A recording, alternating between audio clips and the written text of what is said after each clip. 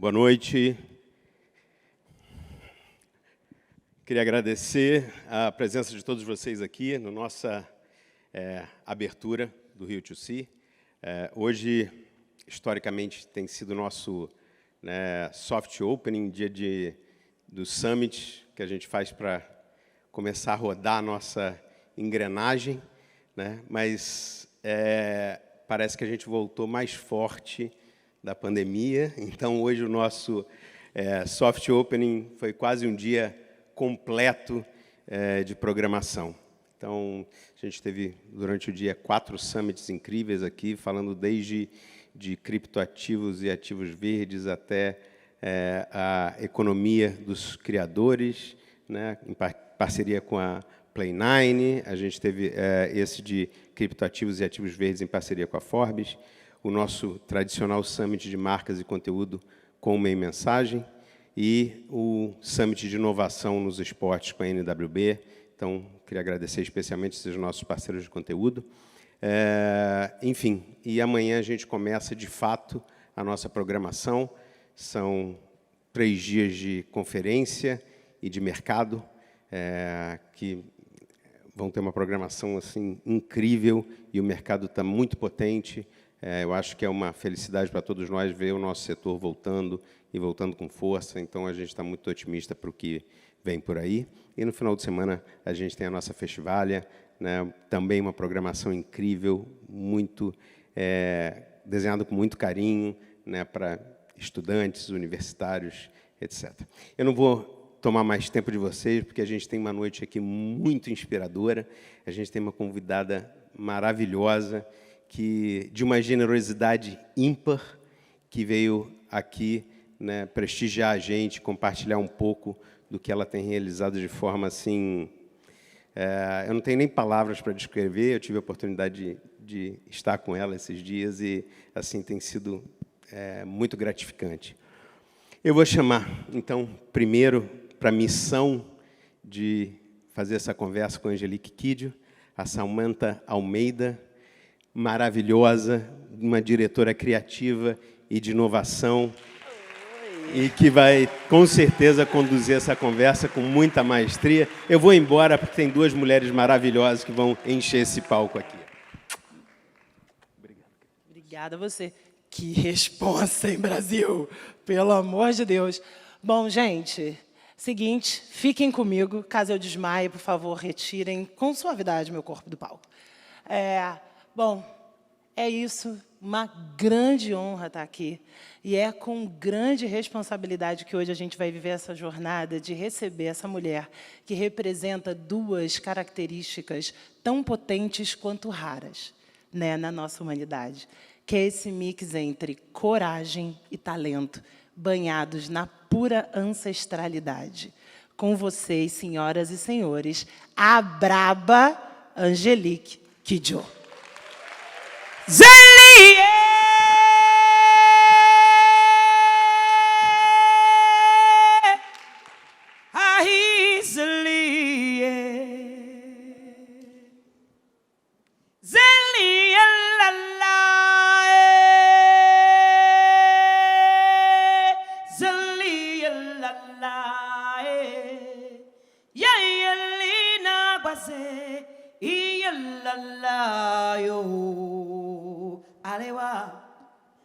Nambulu nambulu manzire wani nazire wani gaga ziwasayo alewa zeli yalla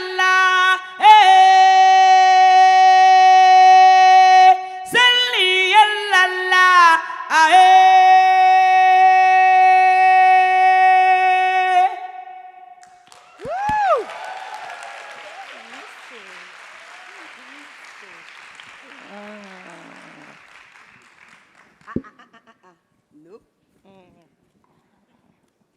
My sister. Welcome. Thank you.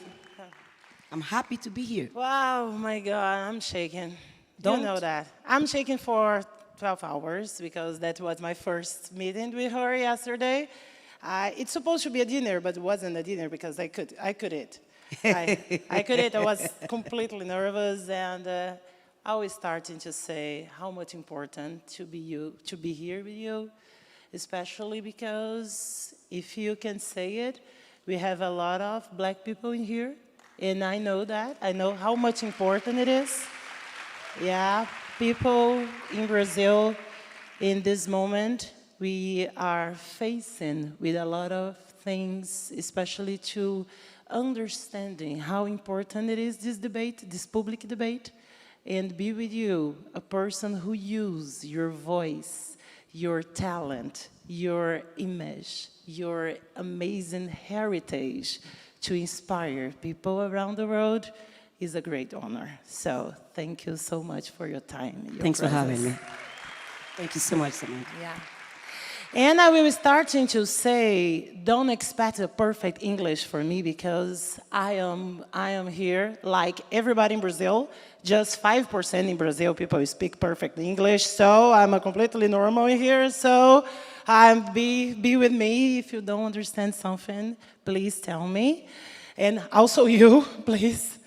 And I really want to start to asking you something about your family, your personal story, because when I start to study about you, I found words very close to me, like family, the power of the education, especially about your dad and the history, because you grow up in a family, in a big family with seven brothers, yeah?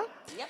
And I want to start in talking about that and try to understand how a girl from Benin, a small city, the woman Aoyuda, became a 5-winner Grammy. Oh my God, how it's happened. Okay, let me start, then I'll tell you. I was born in 1960. After 4 brothers, and my mom was desperate for another girl. So she's like, I want a girl. And my aunt, I have an auntie that sings so much, we call her the nightingale of the family, will come and sit down and sing to the belly and say, it's gonna be a girl. And then my father's looking at them like, yeah, whatever. What do you think, Frank? My father said, don't ask me. I'm not God, I don't know. All I want is a baby in good health. And here comes Angelique. So my mom decided it was a girl she was gonna name me, so my mom called me Carmen Angelique. And I come up to be a tomboy because I have brothers. Everything they do, I want to do. They play soccer, I play soccer. They climb trees, I climb trees. They do karate, I want to do karate. Because I thought that I was a boy. And I used to tell my mother, when I grow up, I want to be James Brown. And my mom said, but no, you cannot be James Brown. And one day I get so frustrated, so I went to my father and said, Dad, why mom is always saying to me, I can't be James Brown? Why is she trying to crush my dreams? And my father said, you gotta ask your mom, she's gonna tell you. As soon as he said that, I know something is cheesy about it, right? But to make a long story short, I grew up in a family where my father was the first feminist I've ever met. And also a man that was raised by a single mother and a single boy, single child. My mom also, on her side, was a single child. So you have 2 single persons that wanted to have a largest family ever. And my father's philosophy is simple. My father said, a human being is not a matter of color. Smartness, talent has no gender. And you gotta be educated. One salary, he sent 10 kids to school, till university, and more. Because he believes that by educating people, we will create a world of peace.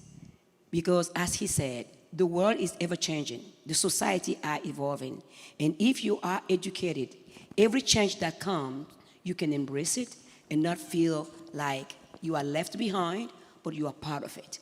So education for me is at the center of everything. When we are educated, we stop being simply stupid. Yeah. Wow.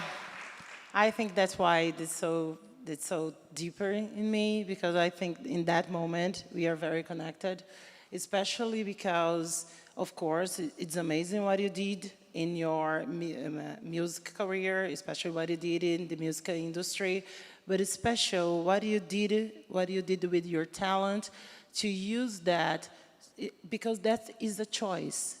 Because you use that was a choice to move forward the world, to understand the world, not because you're not look the world and think, okay, I can do my career, I can be famous, I can have money, and it's okay. No, you use your education to move the world to be a better place. Especially when you started, when you were really young. Because I studied when you start to be a teenager, and you decided to fight against the apartheid. And I decided why. And yesterday, when we were in a conversation, you told us your first meet with Nelson Mandela. And this has touched me very deeper, because you were really young, and this moved you to understand the world. And I really wanted to understand, when you understood your art, with not just art and not just music, but could be a tool to social impact, to move the world.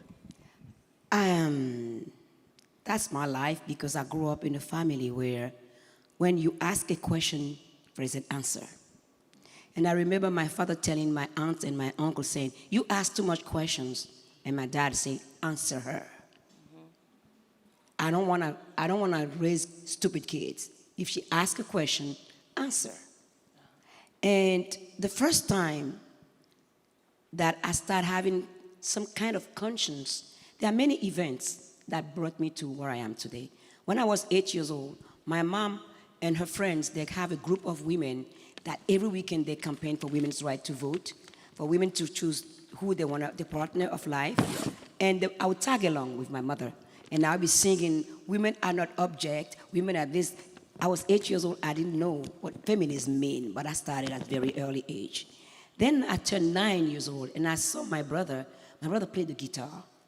And first, an album that I was intrigued about the cover is Jimi Hendrix's album with the snake hovering her head, and then he has a huge afro. My brother was born bald, never have hair. So he put a afro wig on and started playing the guitar. And as usual, I sneak on him and said, do you need an afro to play the guitar? And then he goes, no, I want to sound like this guy. And then I said, but who is he? He looks African, but I don't understand the language in which he's singing. And then he said, no, he's African American. And I looked at him and said, I might be 9 years old, I'm not stupid. You cannot be African and American at the same time. Smarty pants, right? I know I have an answer for everything. And my brother said, okay, when you start with question, nobody have time to do anything else. He's a slave descendant. I said, what is a slave? What is a descendant? He said, go ask grandma. Oh, whoop, here I go. I went to my grandma. Grandma, what is African American? What is a slave descendant? She said, where do you come from with this question? I said, don't try to stand me away. Just answer my question. And then she started telling me the story of slavery. And I'm looking at her like, she's cuckoo. This is not good. And because it does not fit in what mom and dad always say to us. My father and mother always say, a human being is not a matter of color. Success has nothing to do with color. Just do what you have to do. Do it right. Then fast forward, I turned 15, and here I am in the living room with my parents. And here come Winnie Mandela on the TV talking about apartheid. And then suddenly it's like, two fast train comes to collide. And I'm like, oh, actually, my skin color can become a liability. And then I was mad, and I went out, ran away, and wrote a song. And I came back with a song, and I started singing it. And it was so hateful, so violent. My father let me sing the whole song and looked at me and said, nah, Not going to happen in my house. I didn't teach you hate, and there's no place in this house for hate. And he told me, as an artist, you cannot have space for hate. You are the one, most of the time, that hold the keys that opens all the doors.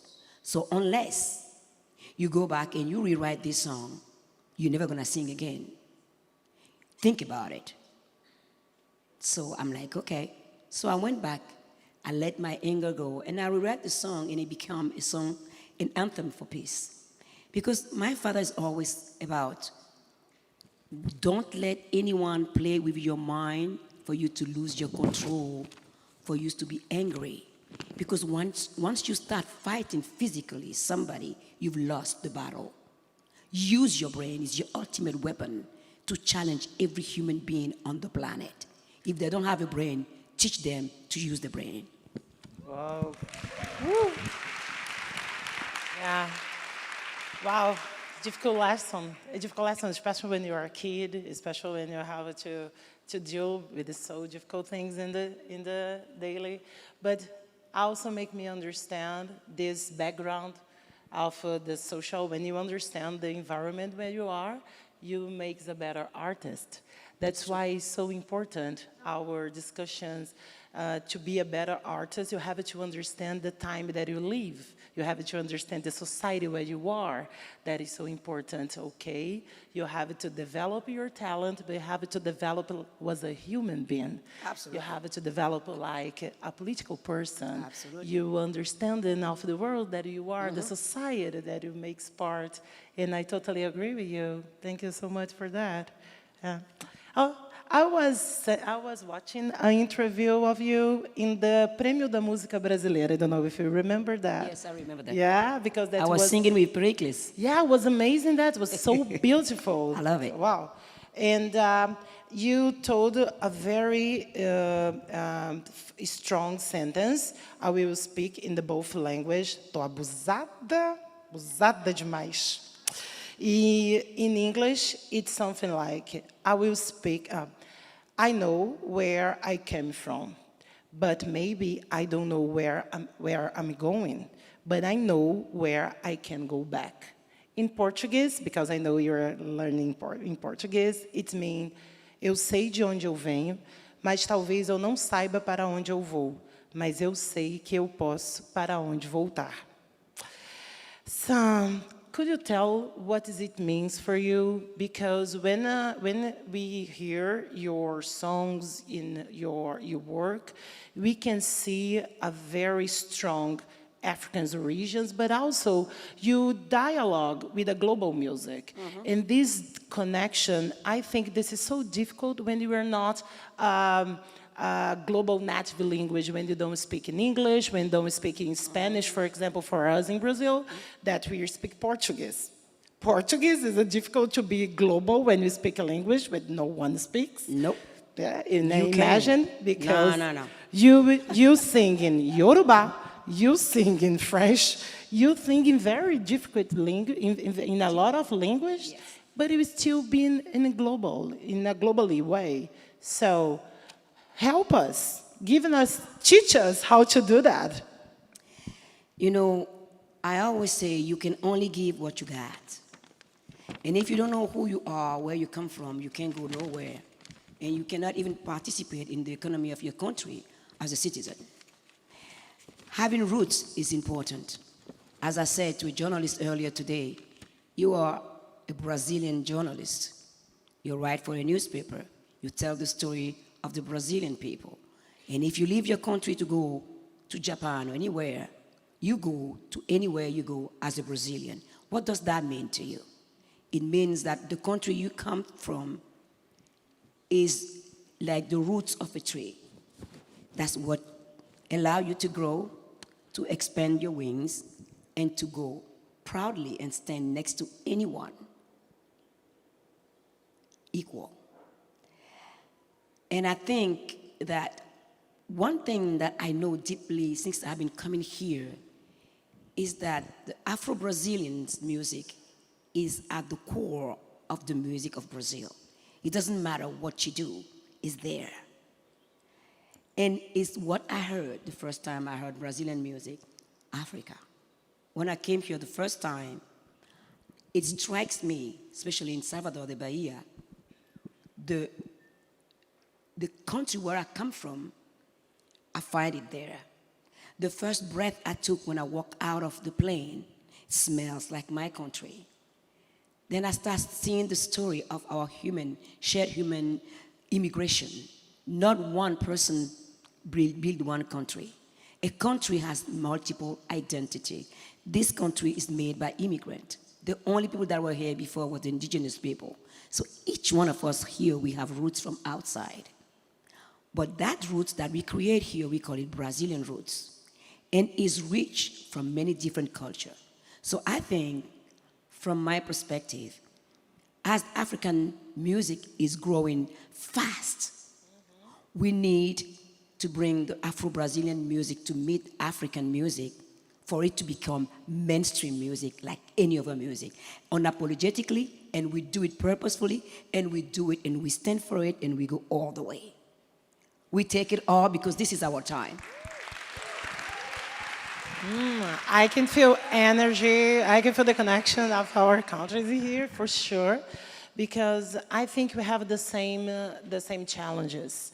You know, because we have, of course, especially Brazil and Benin, because historically we have this ancestral connection, especially Benin and Bahia. Especially about the drums and all this music and cultural and Black connection. But I also think we are in a different moment, especially in Brazil, because to make something more popular, we have to identify, we have to feel empathy about that. Because of course, we understand the Afro influence inside the culture, but we don't realize we are the culture. We're not feeling the culture because we see the Afro in the culture, but we are Afro in culture. And I understand in this moment we are living a very special moment in Brazil when it's starting to identify ourselves like part of this and take it to us and bring it to us and be proud of this in the next level of this, not just in a cultural way, because I think this is make part of us, but in an economic way. Be leaderships in this movement in an economic way, and that's very important because be leader in a cultural is totally different in be leader in an economic level, and I think that's very important, and I think that's what you're talking about. I think that there is something very important and undeniable, unwaverable, undiscussable is the fact that we are all African. Africa is the cradle of humanity. The scientists have traced back the roots of Homo sapiens in Africa. Unless you refuse to be called Homo sapiens, you want to be called something else, go ahead and find yourself where you come from. And I think Brazil is in the special place for that, to be a lesson for the world to see. Really. Because if you don't succeed in Brazil to show the world that we can have a painful past, but we can overcome it and be the biggest, the better, the best, the one that people envy. If we don't do that, and we want to hold on to some stupid idea of supremacy, I say, I don't believe in the idea of supremacy. I don't believe in the idea of perfect race. It does not exist in the nature. It doesn't exist anywhere. No one is superior to nobody. Your skin color don't give you any right to say that you're superior, because when death comes knocking at your door, you can be black, you can be white, you can be red, you can be rich, you can be poor, you die, period. So for me, it's important for a nation to understand what they want to represent. Where do you want to go as a nation? You want to be somebody seen through the lens of hatred, racism, division, or you want to be the nation that shows the world it is possible to live together within our differences. Those choices are everywhere for everybody to make. In America, in Europe, everywhere. Because racism is, for me, the manifestation of fear. Because if you look, not one human being on here, all of us, we have a mother and we have a father. We've been conceived the same way.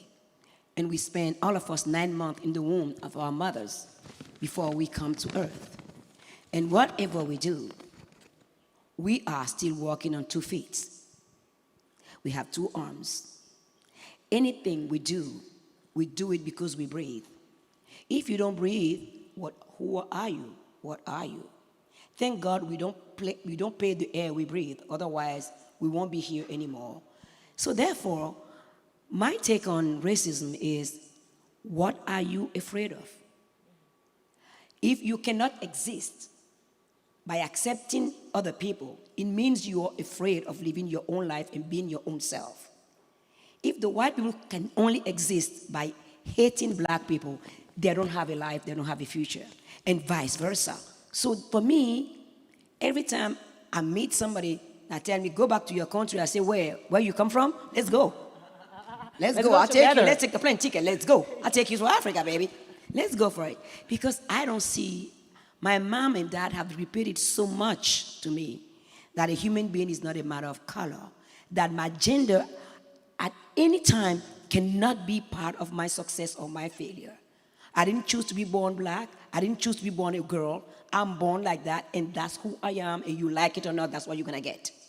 So we need to understand our own self-importance, to accept that the importance we give to ourselves is equal to the one we give to our neighbors. If we don't see each other as human beings that have the same rights, who are we? The problem of racism started way before you and me being here. One thing that really strikes me when I was visiting the Museum of History, African Heritage History in Washington, D.C., is that statue of Jefferson, Thomas Jefferson, writing the Declaration of Independence. And next, the amount of slaves that he has on his plantation. And the first article of Declaration of Human Rights, or Independence, said, all human beings are born equal in right and dignity. You're writing that and you have slaves. So what does it say? That we have created a situation where we can't get out of. We don't want to talk about it, and we think it's going to go away. And it keeps on poisoning our relationships and poisoning the immense opportunity economically that we can just spread around the world. Racism kills economy. It makes some people rich, probably, but there's a limit to this. All the potential of this country is accepting everybody's input in the development of this country, economically, culturally, humanly, planet-wise. Because if we don't have an earth, we can do nothing. You can hate as much as you want. When there's a tsunami, you can run away, right? All right, okay. Doesn't matter. Doesn't matter. Yeah. Well. And you're talking about potential. Yeah, you're talking about everybody could put in the same table your potential and develop that and make contribution. Because at the end of the day, if everybody put in the bucket and say what you do the best, and I can make the same. I can make my contribution to do that a better place. Maybe we can find some answers for big questions that we are facing now, and everybody will have to in the future to deal the big best results that we're looking for, and.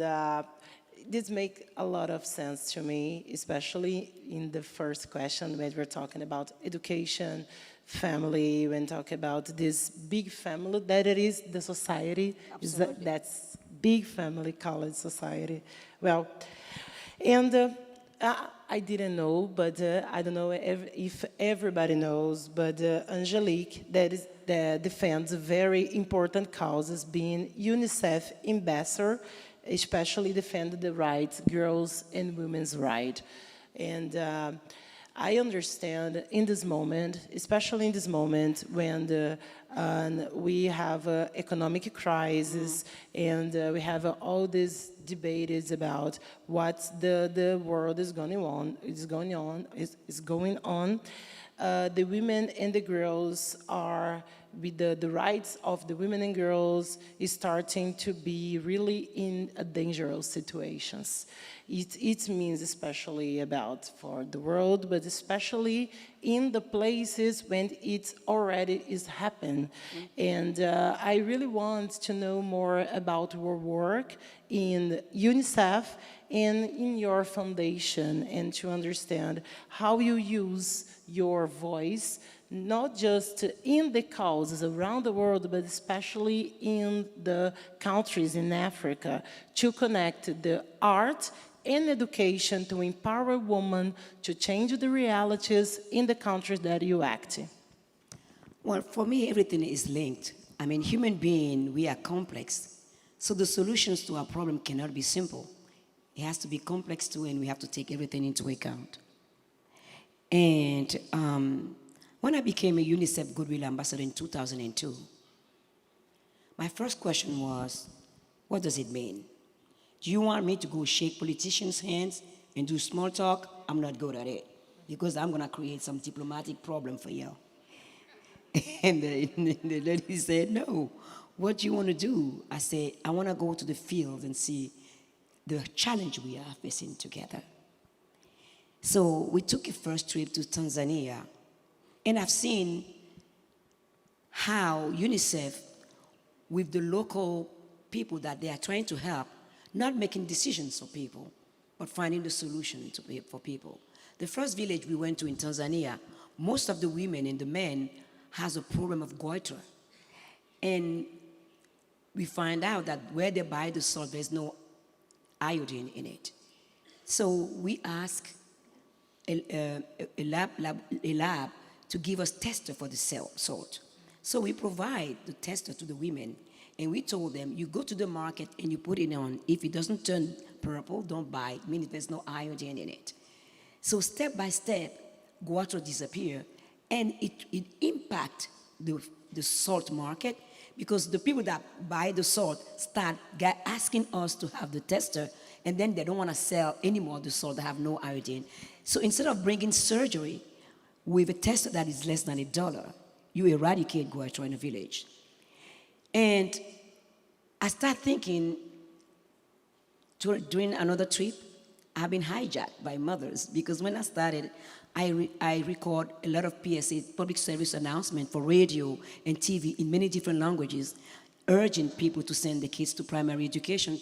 It was the year 2002 that the Millennium Development Goal was signed at the UN, and the right, universal right for children to go to primary school.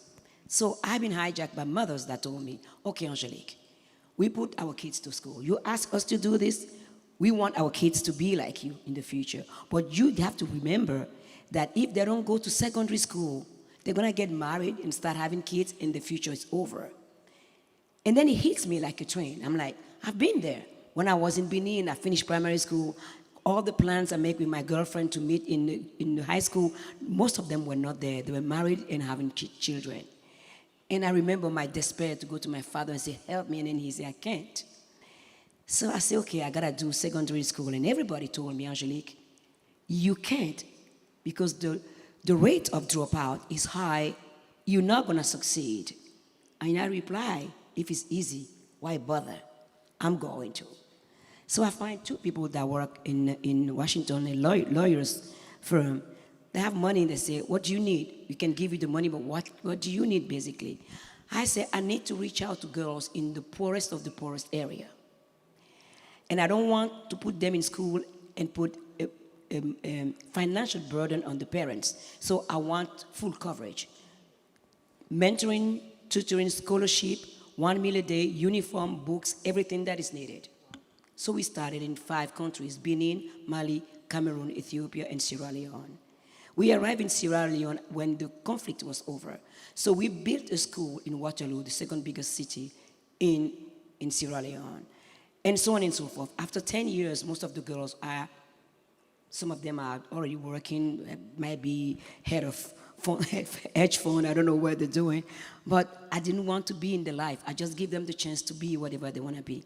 Then in 2016, I said to myself, okay, I want to understand why the girl dropped out of school.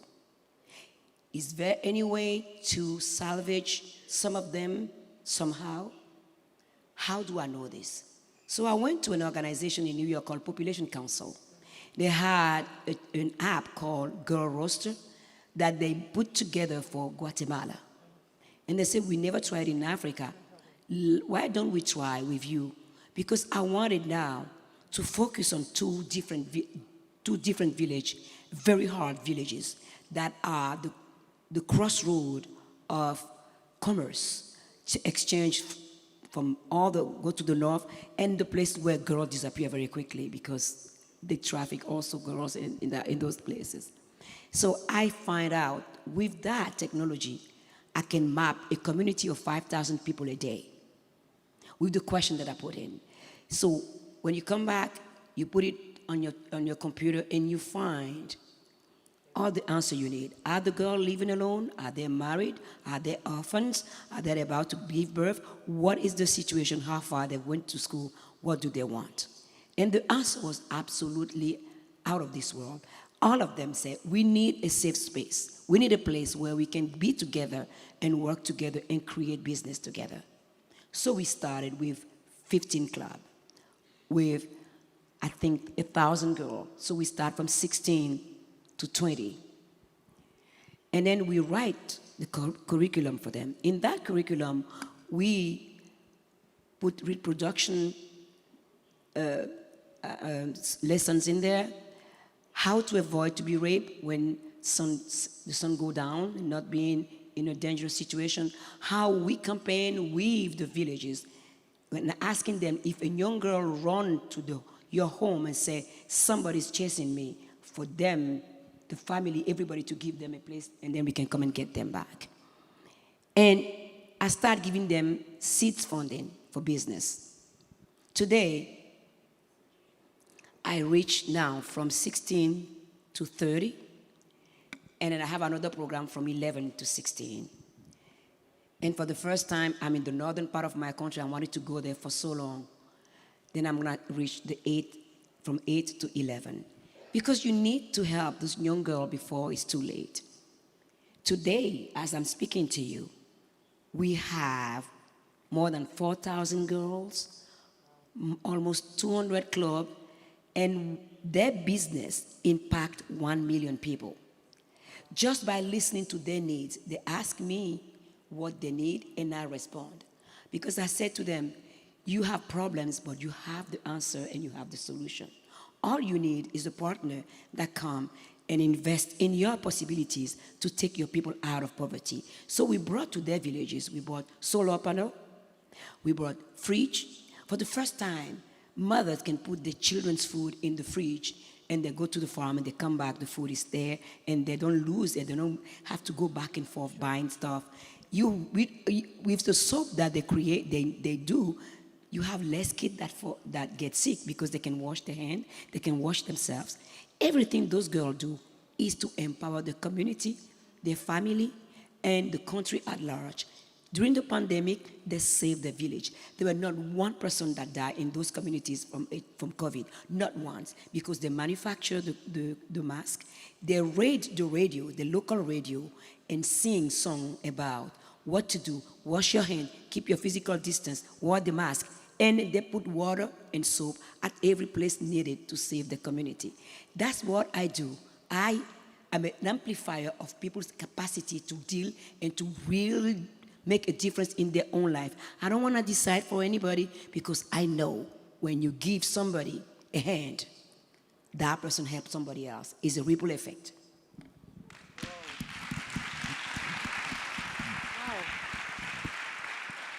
Wow, you make me think about the power of community, and make me think about how, and that is so, because it looks like something amazing, wow, that's so different, look like so special, in the same time, it look like so simple and obvious, because I know some people are here, and I know that people came from a reality from favelas. And in the favelas, is exactly that kind of mindset that happened, not because this is an innovation, but because that is the solution to survive. And sometimes I think, and when I saw a lot of debates about innovation, especially because we have a lot of different forums, especially now, about artificial intelligence and what we're going to do in the next steps about algorithms and etc. I'm always thinking we are losing the connection with the real problems. We are trying to find new solutions for the problem that we didn't have, and losing the connection to the real problems that we are not understanding what the problem it is. And when I listen you, makes so sense to me, because I can see the reality, the real, not just the real problem, but the solution is already exist, but we just have to improve it, give scale to this. Yes. Yeah, we just have to give scale, and also give opportunity to people make money with this, to live, to make this option to live. My girls, man, they make lots of money. And they're telling me, we have emergency fund. I said, what does that mean? Say, It's the economic solution I'm also. like, and I said, what does that mean? Say, somebody in the community have a problem, we help the person. And that, there's no interest in that. I said, interest? What you talk? Said, yeah, we have another one. We save the money, and if somebody need money to start a business, it's 10%. I said, what? You are a thief, man. No bank give you 10%. What is that? Then they say, well, we earn our money hardly, so we don't want to give it away. And then the possibility of what we can do together, it takes a village to raise a child, that's what we say. But at the other hand, we lack the courage to do so. Because it's easy to turn our back on people. And people that have mental issues that end up in the street that we can't take care of is a shame for all of us. As long as we're going to have human beings living in the street, and poverty going to be there, and we have the means to give each one of us a decent life. I'm not saying everybody's going to be rich, but every single human being on this planet can have 3 meals a day, have a roof over their head, but we live in a society based on profits. And we keep on forgetting that if the people are not happy, nothing's going to work. You cannot eat your money. You fall in the street, somebody going to call the police, or someone going to grab you up. Not the money in your bank account. Your bank account can buy you a better health. But if you die there, your bank account can be filled with bills. Nothing's going to change. So I think that we need to really rethink our attitude toward one another. I'm not naive to think that everybody's going to be nice. There are good people, there are bad people. That's what it is. And we all come, as we say in my country, we walk every day with death in one pocket and life in the other. So we all know that our life is fragile, yet it's something important. We don't know what's going to happen the next half hour when we leave here. But that's what gives us the strength, the energy to do things. For me, thinking about it, I wake up in the morning, I'm like, what can I do today different? What can I do with my music? How many people are listening to me? It is something that we need to take pride in, being human being, accepting our failure, but still think that if one of us is hurt, Down the line is the ripple effect gonna face all of us, and it's not a matter of skin color. It's just the reality. It's the justice of the earth. For everybody. Yeah.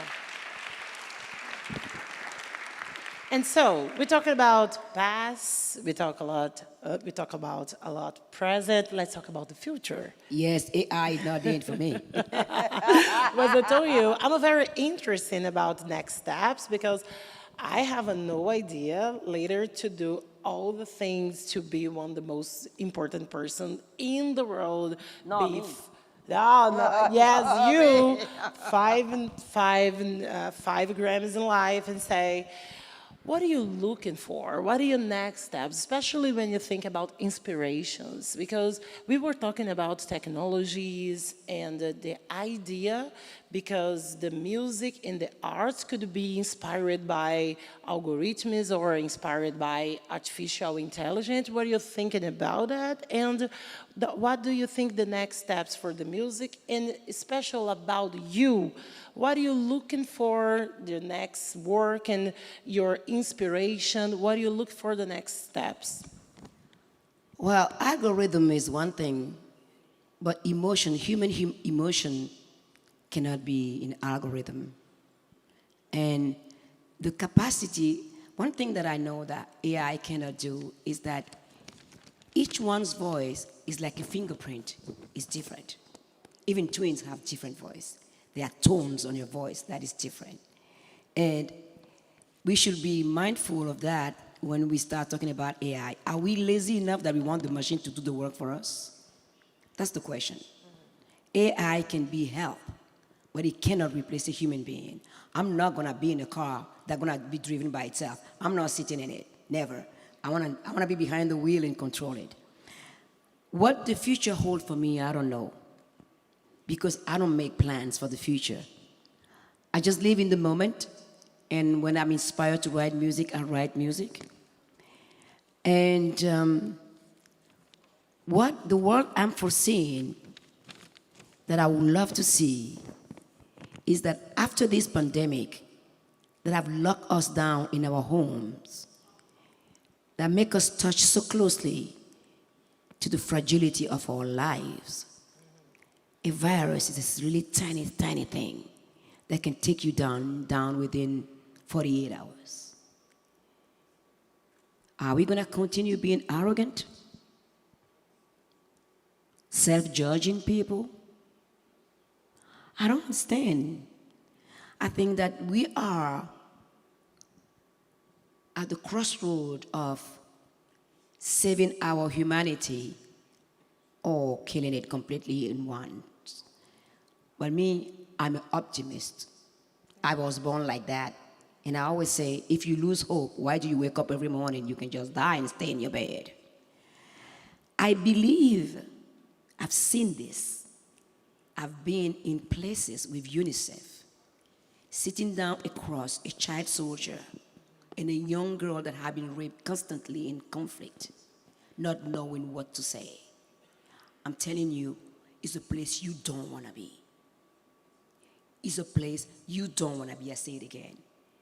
It's so painful that it just cripples your ability to think.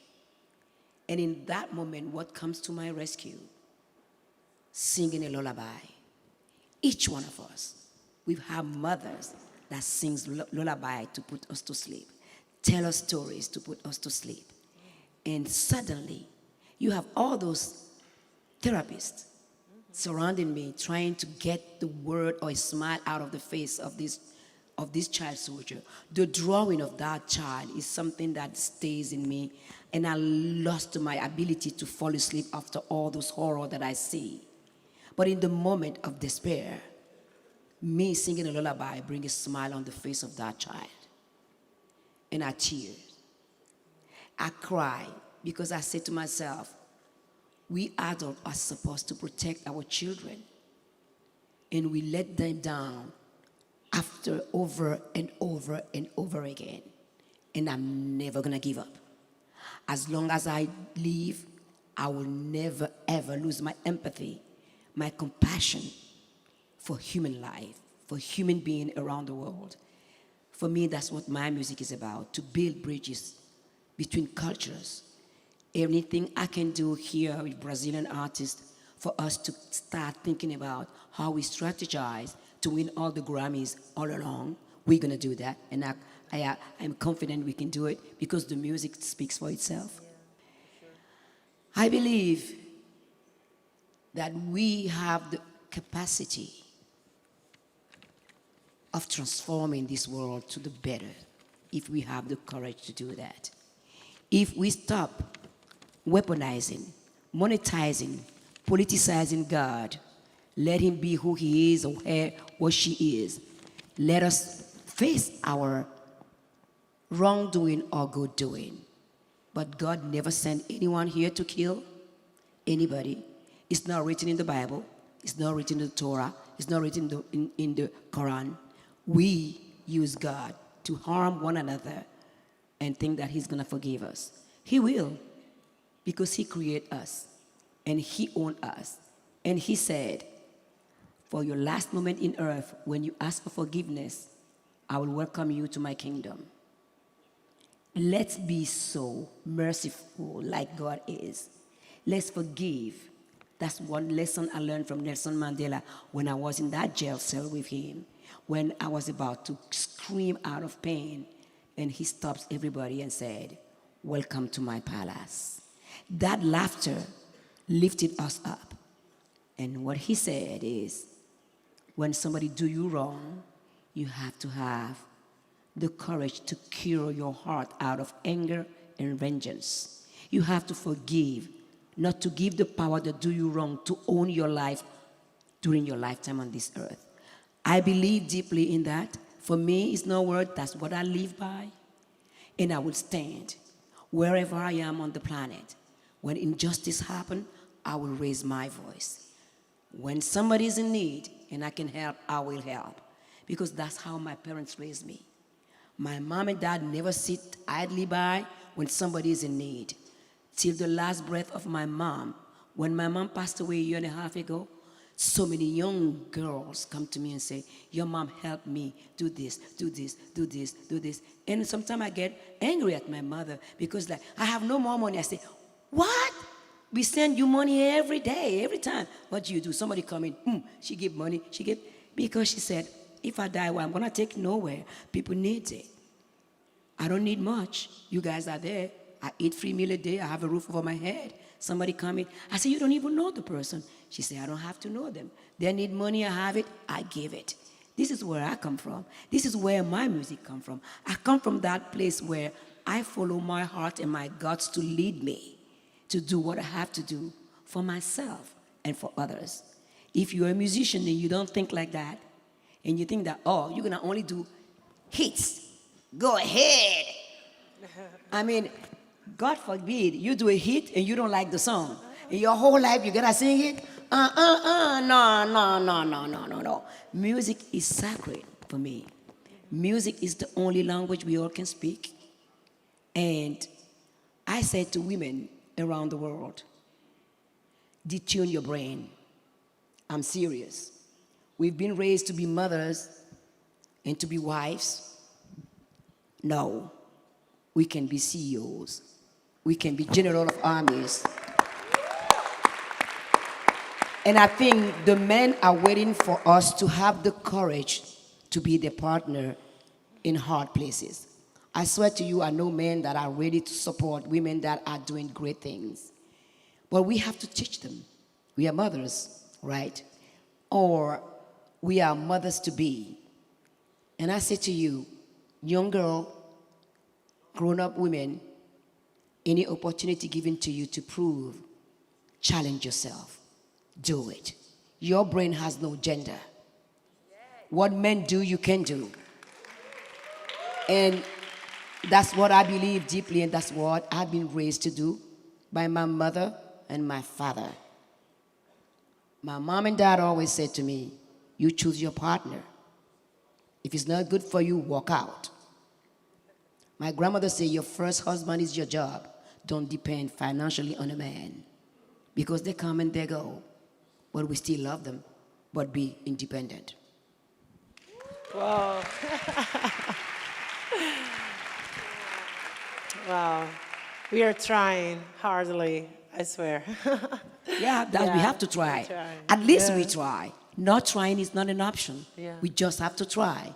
We all do the best we can. We don't have the solutions. But if you don't try, if you're afraid of failure, you never know success. There's no success without failure. You have to fall and hit the ground. And what makes the difference between a winner and a loser is the way how you get yourself from the ground and build yourself back. What do you learn from that fall? Don't be ashamed of failure. Take it as an asset. Build upon that failure to go to success. Because if you don't know failure, you don't know success. You don't know pain, there's no love. Wow. Well, how to start like that? Difficult to be here, guys. Really difficult to be here, especially because I'll be totally out of script. I forgot my questions, get out. It just because, yeah. I told you. She did it. She did it with me yesterday in the dinner and today in 1 hour ago when we start to talk because, of course, when Zé Ricardo and the lovely Felipe invited me to be here, I say, why? I have more than 1,000 persons could do it better than me. Why invited me? And they say, why not? And Angelique tells, I love it. And I read about you, and it's so important to be.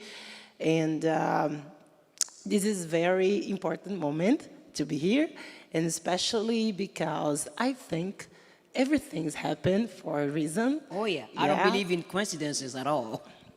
And everything's happened because I think we are in the very important moment, especially because these kind of situations, the kind of meetings, the kind of vulnerable meetings, it is because we have to understand, even when we are, and I would say that in a better way, when you are, I'm also this kind of girl. Probably I'm supposed to be one girl from your foundation.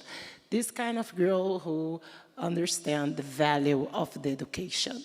Who really, I had a father exactly like your father. Exactly a father who say, yeah, go and study, go there, and even when you're not totally prepared, don't forget who you are. Don't forget because you are, and don't forget where you come from. Because if you not have all the words that you have to have, you carry with you in your soul all the things that you need. And sometimes in the tables where you are, in the place where you are, you'll be the only one, but your family, your people will be with you.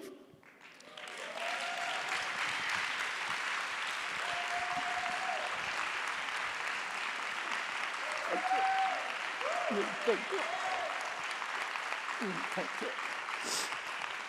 And I think it's over. Well, you know, most of the time we are alone in things because people don't expect us to be. And I'm never going to forget when I arrived in Paris. I thought it was the place of freedom, human rights. And I started eating racism every corner where you turn. And I said to myself, well, I don't find myself in the insult you sent in me. And I remember a phrase of my mother. My mother said to me one day, kindness is a bulletproof vest. So every time somebody throws something at me, I smile and say, how are you doing? And they all go like, oh, come on, here she comes again. Because I don't take it for myself. But for me to be here, I have to say, it's really important. Because after the pandemic, I needed so bad to come back and see how, because so many people die in this country for COVID. And I wanted to come and see. And I want to take this time, moment to thank Zé, Ricardo. Zé, What is? where are you, I think Zé? He's outside. Zé, Zé. come here. We need you up here. Where is Ralph? That's what I said. We need men on our side that have vision of the world that we all can live together. And in putting both of us together is because we have so many things together. I believe in family. If you have a strong family, whatever comes your way, you know you can fall back. And a family never judge, they support. Let's be family for one another. Let's forget the differences of skin color. It means nothing, it's just nonsense. It's a waste of energy, it's a waste of time, it's a waste of life. Let's see potentials. Let's see partners. Let's see brothers, sisters, friends in each other. And let's work together for people like my dear sister here and your kids to be the next generation that said, we have parents, friends, men that started the butterfly movement that move little by little and they become an army of possibilities. Come on. Zé Ricardo, Zé. He has this vision, and he told me, Angelique, I need you. I said, well, every time a friend, a family member asks me, I need you, that becomes a priority. Thank you, Zé. I love you.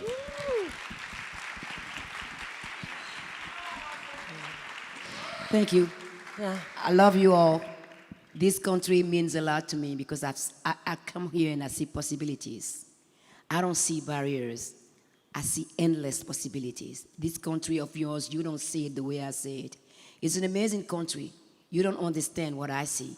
But I hope that I will prove it by working with all musicians from this country and make the music of this country indispensable, important, unavoidable. Thank you. Thank you so much. And to finish, I want to say, não existe ferramenta mais desenvolvida e mais tecnológica do que ainda os humanos. Não deixamos de esquecer sobre isso. Obrigada a todo mundo que gastou a vida aqui com a gente. Espero que tenha valido a pena. Obrigada. Obrigada. Infinitamente obrigada. I love you. I'm here.